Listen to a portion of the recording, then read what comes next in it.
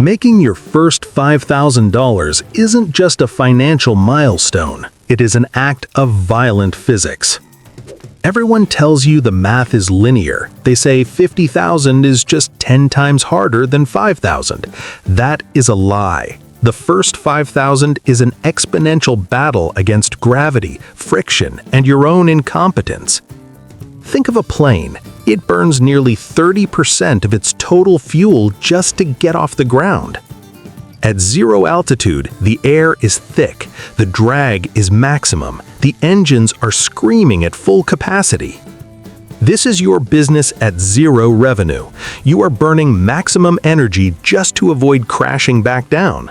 But at 50,000, you are at cruising altitude. The air is thin, the speed is high, momentum carries you. The difference isn't that the CEO works 10 times harder, it's that the CEO isn't fighting static friction. In physics, static friction is the force required to get a stationary object to move. It is always highest.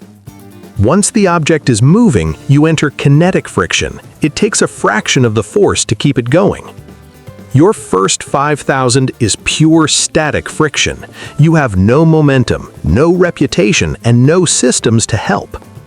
But there is a silent killer in the beginning that nobody talks about. It's called the context switching tax. At 5,000 a month, you are not a business owner. You are a fatigued employee of a chaotic system. You are the marketing department, the sales team, the fulfillment center, and the customer support rep all at once. Every time you switch tasks, your brain leaks energy. You aren't compounding focus, you are fragmenting it into dust. You work 12 hours a day, but only 2 of those hours are actually moving the needle on revenue. At 50,000, you have bought your way out of the noise. You have hired people to handle the chaos. The $50,000 version of you only makes 3 high-leverage decisions a day. The rest is automated execution. But right now, you are building the bridge while trying to walk on it. It is messy, dangerous, and slow. This leads to the second massive barrier, the trust gap. Selling at zero is infinitely harder than selling at scale. When you have no case studies, hiring you is a risk. You are an unproven entity in a noisy market. You have to over-explain, over-promise, and underprice just to get someone to pay attention to you right now. But when you have momentum, you have social proof. You don't convince people anymore. Your reputation does the work. At 50,000, your past results sell your future promises. The friction of the sale disappears almost entirely. Then there is the psychological toll. The smell of desperation is the most expensive perfume in all of business. When you strictly need the money to survive, you make short-term decisions that kill your long-term growth potential. You take on bad clients, you discount your rates, you say yes to things you should absolutely say no to. These bad decisions act as anchors. They clog your calendar and drain the energy you need to find better customers. At the beginning, every decision feels like life or death.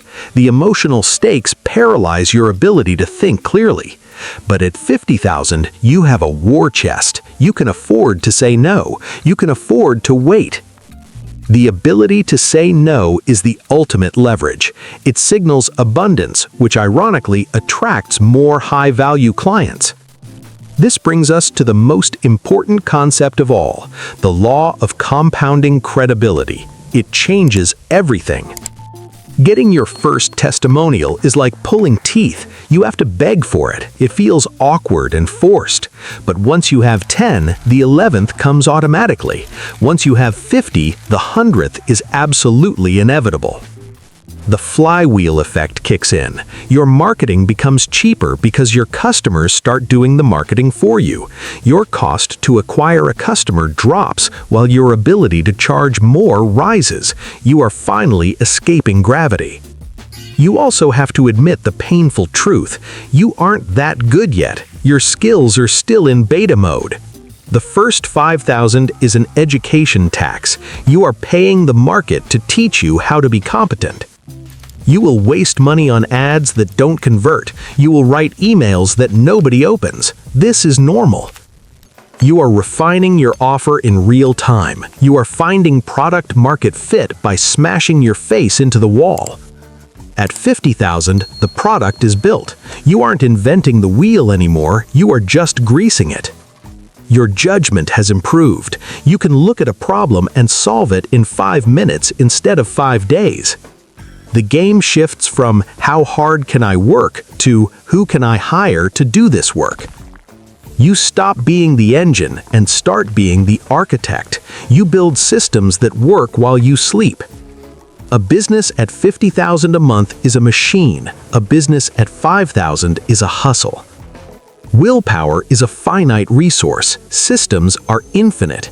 You cannot hustle your way to 50,000 indefinitely. If you try to reach scale using the same effort you used to start, you will burn out completely.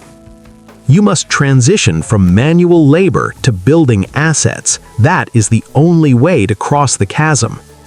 So how do you survive the crossing? How do you keep the plane from crashing before you reach altitude? First, you must embrace the season of no. You must ruthlessly cut every distraction that doesn't generate revenue. If it doesn't make the boat go faster, it goes overboard. Your focus is the only asset you have. Second, pick one channel and one offer. Do not try to be everywhere. Be undeniable in one place. Diffused light creates no heat. Focused light starts fires. You need to burn through the market's indifference. Third, manage your psychology. You must believe in the result before you have the evidence to prove it. Understand that results are delayed. The work you do today might not pay you for 90 days. You are planting in winter. If you stop digging because you don't see a harvest yet, you will starve. Eventually, the shaking stops, the systems catch, the referrals start coming. You finally hit escape velocity. Suddenly, the math changes. You put in 1 unit of effort and get 5 units of output. This is the cruising altitude. The view is better here. The air is cleaner. The panic is gone. You will look back at that first 5,000 and realize it was the hardest thing you ever did. It wasn't harder because the numbers were bigger, it was harder because you were entirely stationary. True momentum is not given, it is forged in the fire of that early, inefficient struggle. If you are in the grind right now, feeling the gravity, do not let off the throttle. You are closer to takeoff than you think. The nose of the plane is already lifting up. Push through the static friction, build the machine, survive the takeoff. The sky is waiting for you. Because once you are up here, I promise you, the flight is worth the fuel you burned. I want to know, what is the one thing weighing your plane down the most right now? Let me know in the comments. I read every single one to see where you are stuck. If you want to learn how to build the systems that create lift, subscribe to the channel. Keep pushing, stay focused, and I will see you at cruising altitude.